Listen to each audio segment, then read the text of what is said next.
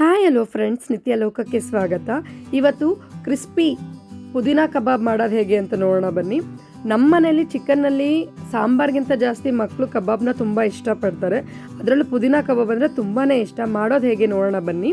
ನಾನಿಲ್ಲಿ ಒಂದು 2 ಗೆಡ್ಡೆ ಅಷ್ಟು ಬೆಳ್ಳುಳ್ಳಿ ತೊಗೊಂಡಿದ್ದೀನಿ, ಒಂದು 8 ಹಸಿಮೆಣ್ಸಿನ್ಕಾಯಿ, ಒಂದು ಮೊಟ್ಟೆ, ಅದೇ ರೀತಿ 1 ಟೇಬಲ್ ಟೀ ಸ್ಪೂನಷ್ಟು ಕಾಳುಮೆಣಸು ತೊಗೊಂಡಿದ್ದೀನಿ, ಒಂದು 5-6 ಲವಂಗ, ಒಂದು 1/4 ಟೀ ಸ್ಪೂನಷ್ಟು ಮೆಣಸು, ಅದೇ ರೀತಿ 1 ಇಂಚು ಶುಂಠಿ, 1 ಇಂಚು ಚಕ್ಕೆ ತೊಗೊಂಡಿದ್ದೀನಿ, ಹಾಗೆ 2 ಟೇಬಲ್ ಸ್ಪೂನಷ್ಟು ಧನಿಯಾ ಪುಡಿ ತೊಗೊಂಡಿದ್ದೀನಿ, ಒಂದು ಅರ್ಧ ಕಟ್ಟು ಪುದೀನ ತೊಗೊಂಡಿದ್ದೀನಿ, ಹಾಗೆ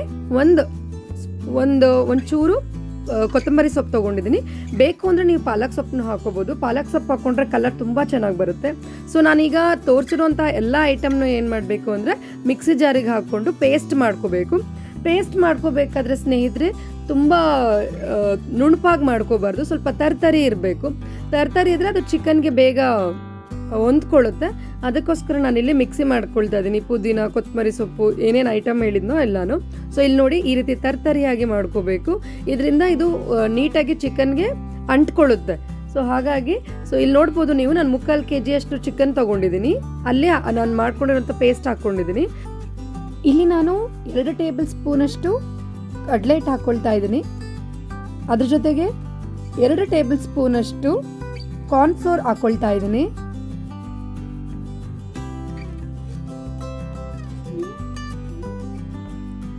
ಸೊ ಅದ್ರ ಜೊತೆಗೆ ನಾನಿಲ್ಲಿ 1/4 ಟೇಬಲ್ ಸ್ಪೂನಷ್ಟು ಮೈದಾ ಹಾಕ್ಕೊಳ್ತಾ ಇದ್ದೀನಿ, ಹಾಗೆ ಅರ್ಧ ಟೇಬಲ್ ಸ್ಪೂನಷ್ಟು ಅಕ್ಕಿ ಹಿಟ್ಟು ಹಾಕ್ಕೊಳ್ತಾ ಇದ್ದೀನಿ.